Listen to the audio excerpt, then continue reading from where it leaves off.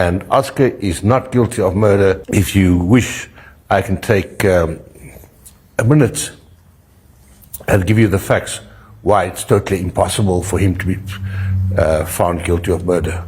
Good morning, guys. Good morning, good morning, good morning. Once again, welcome to South Africa Lately, a channel that discusses South African trending news. We do, however, grab here and there from international news when it is trending enough to be brought here. Please do understand that I'm not a politician. I do not have deep knowledge in politics. However, I am a South African citizen who's also a voter, and I do believe that my views count when it comes to political affairs of our beautiful country. The level of wickedness displayed by Oscar's father is unbelievable.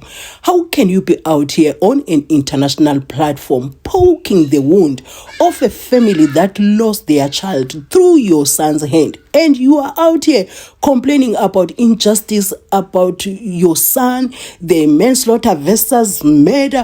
Who cares? Who cares at this stage? Because you are not supposed to be out here talking the things you are talking, because that is not going to bring Reeva back.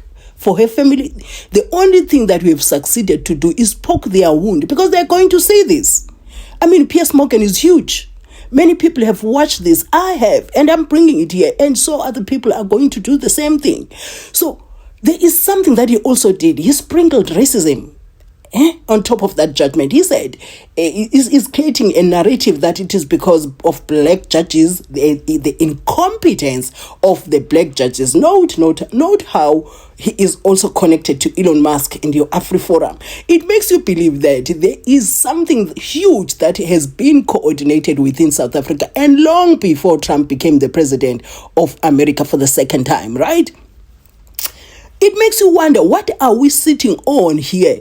You know, there are so many layers on this. You see, he spoke also on the Unalive the Boer chant by Julius Malema. Honestly, I think we don't need that chant now, especially now, because I think we are at war, or at least let us make some changes to it. Keep it, but just alter it here and there, because a lot of issues that are supposed to be discussed, a lot of issues that are supposed to be dealt with now get buried in that chant. The conversation becomes about that chant, and you are dealing with the people that have access to a lot of powers, access to the media, and the voices of the people that matter, the voices that carry the truth, are being silenced in a way.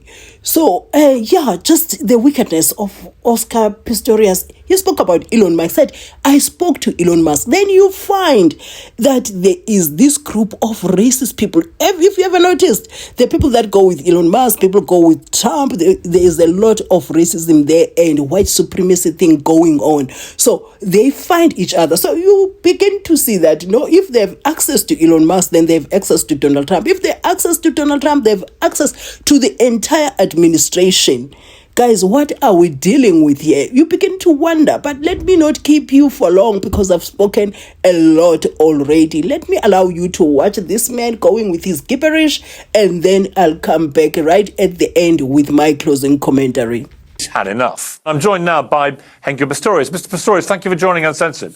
My pleasure, thank you. Obviously, there's a big debate raging about whether there is a white genocide being waged. Donald Trump, President of the United States, believes that there is. He's been led to believe that by prominent white South Africans. Do you believe there is a white genocide being perpetrated against particularly white farmers in South Africa? No doubt. No doubt about that.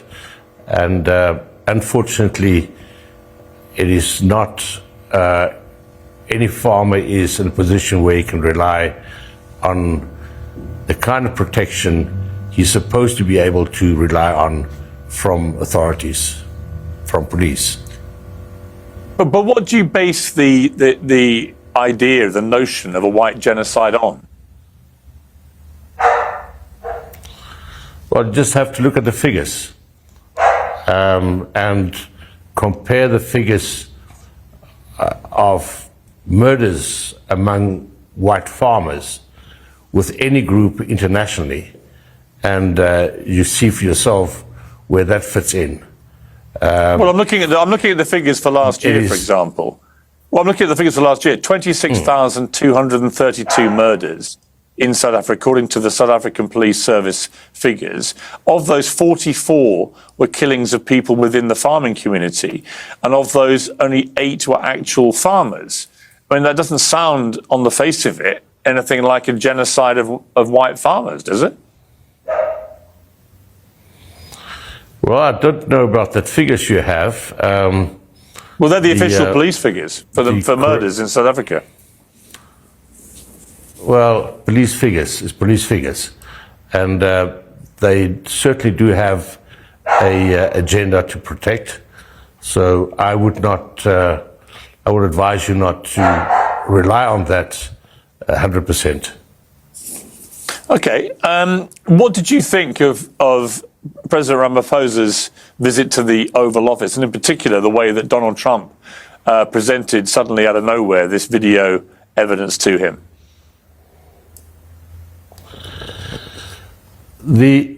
No one can run away from the truth, and it was high time that I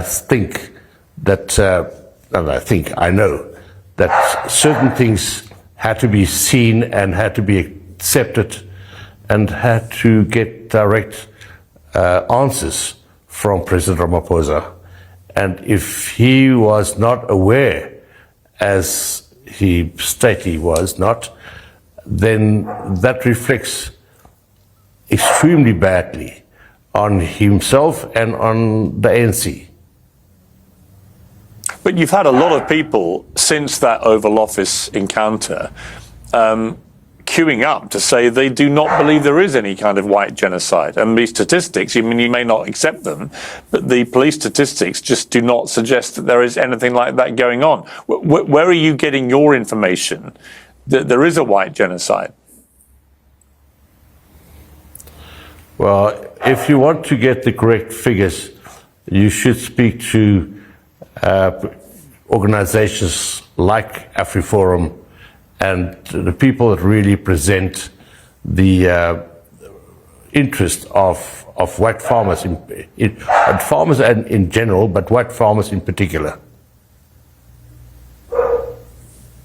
You know, I think Elon Musk, and you've spoken to Elon Musk, he has said publicly that Starlink is not available in South Africa because of his skin color, that he was told it couldn't happen because he's a white man. Have you spoken to him about this?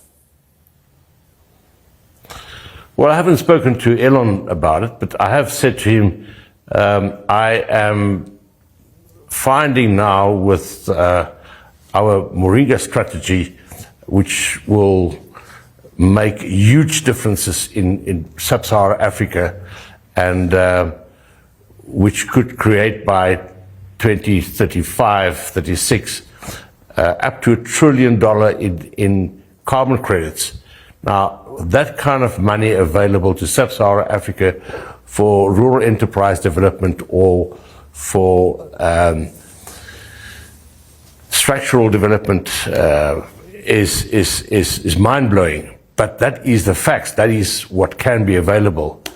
And the support one gets to put these kind of projects in motion is unfortunately very, very bad. And because of your skin. And they quickly ask you, what percentage do you have black representation? And you look at companies, wonderful companies in South Africa, who has been brought down to their knees because of the black empowerment that they've introduced in their boardrooms. One of them are EOH, a diversified company, one of the front runners, one of the champions of South African economy 3, 4, 5 years ago, and they have suffered billions of rands. You don't have any retention after that. The big debate raging today, actually, has been this ongoing issue of the chant about killing the Boers, killing the farmers, which Ramaphosa insisted is not meant to be a message that elicits or calls upon anyone to be killed, but seems on the face of it to be exactly that. What is your view of that chant? Clearly, I cannot even imagine how one can start thinking that way. It is clearly a call to total anarchy when you have uncontrolled criminality and murderous people, which unfortunately should have been exposed to a wonderful education program and schooling program in the last 25 years. Instead of that, they have squandered billions and didn't do the job. And for anyone, and I'm not only talking about Mr. Ramaphosa, the whole ANC, to even suggest that that is not something that's totally criminal. And you can ask any responsible leader from anywhere in the world, especially in the West, where personal rights has a higher value, what they think about that, and you'll have the same answer.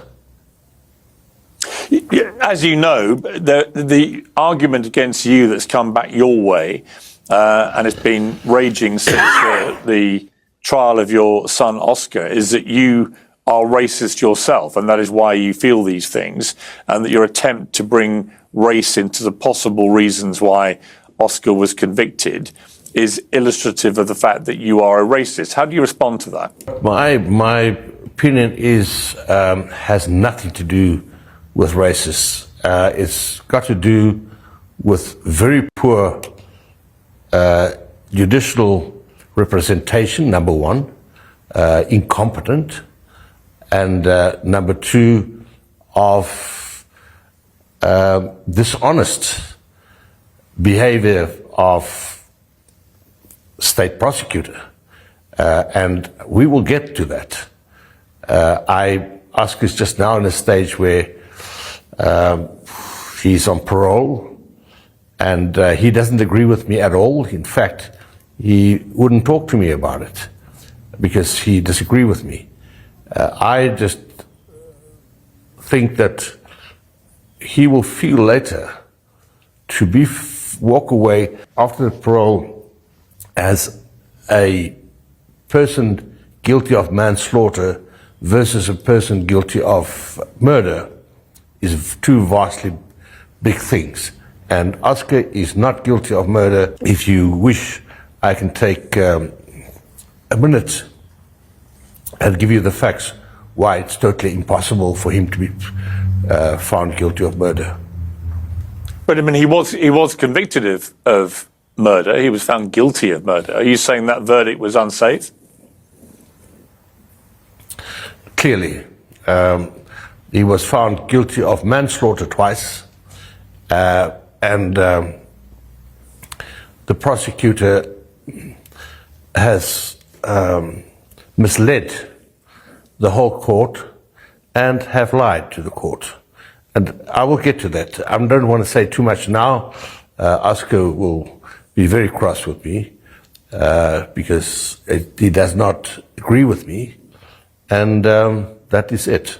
But the facts say different.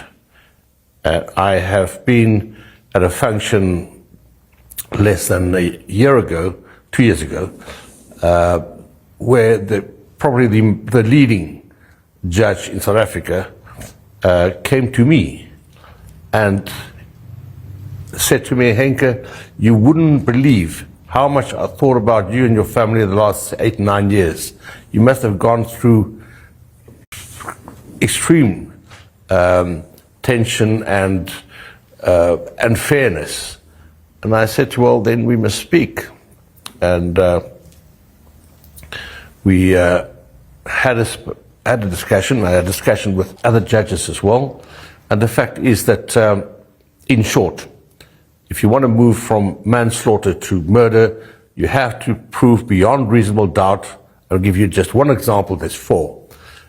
Beyond reasonable doubt that the person who's accused had the intention to kill. Now, if the gun that was received back, and as part of the facts of court, had 13 rounds left in it, and why do you use only 4 if your intention was to kill? So immediately there's something that you do not know, and that squash anything that's got to do with beyond reasonable doubt. Well, I mean, yeah, but I mean, look, hang on a second. If you use four bullets and you kill somebody, why do you need to use any more? Reeva Steenkamp was killed. Well, you clearly do not have the facts. Only 4 bullets were used, but it was through a door in a grouping as big as a brick. Now, the state want to claim, or did claim, that he want to kill someone behind the door, somewhere behind the door. How do you know what does your bullets do when 4 goes through a door below 1 meter? Who tries to kill when you shoot below 1 meter? Below 1 meter in a grouping as big as a brick, and court want to maintain you wanted to kill someone somewhere behind the door. Hey, it's no brainer. So what do you think happened? Obviously, Oscar was full of fear, and Oscar will one day tell his story. He is, at the moment, I'm sure, very sad and very sorry about what had happened. I can't speak for him. He will speak for himself. But what happened is not what came out of the court. And I am one of hundreds of people that will say that this case will stand as a very negative example of jurisdiction of justice in South Africa. I mean, I can think of some people who will not feel. Well, I can think of some people who won't feel that way, and that's the family of Reeva Steenkamp. Yeah, I can't talk for them, and that is true. That is true. But I'm already in trouble with Oscar as I'm sitting here because I said too much. But that is the facts. The facts of the case say that there is no way that you can prove or say, if you force him, and that's what happened. He was forced to just accept that he's guilty and that he's a murderer, which is such a pathetic insult to law in South Africa. But that is what happened. And he's been hurt and broken, and that's what he believes now, that he's guilty. And it's not correct. I will stand by it, whatever happens. And if people are cross with me, let it be. The facts say something totally different. And I'm prepared to, I had an offer to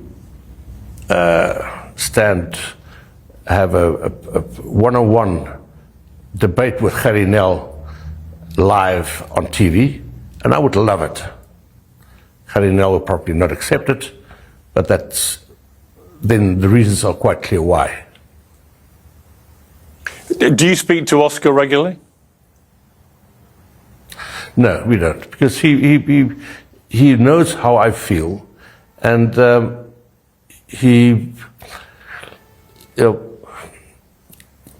to him, he's guilty of murder, and because of the process that he's gone through, anybody that has had such a mauling, I mean, here you have a guy, Oscar's just an athlete.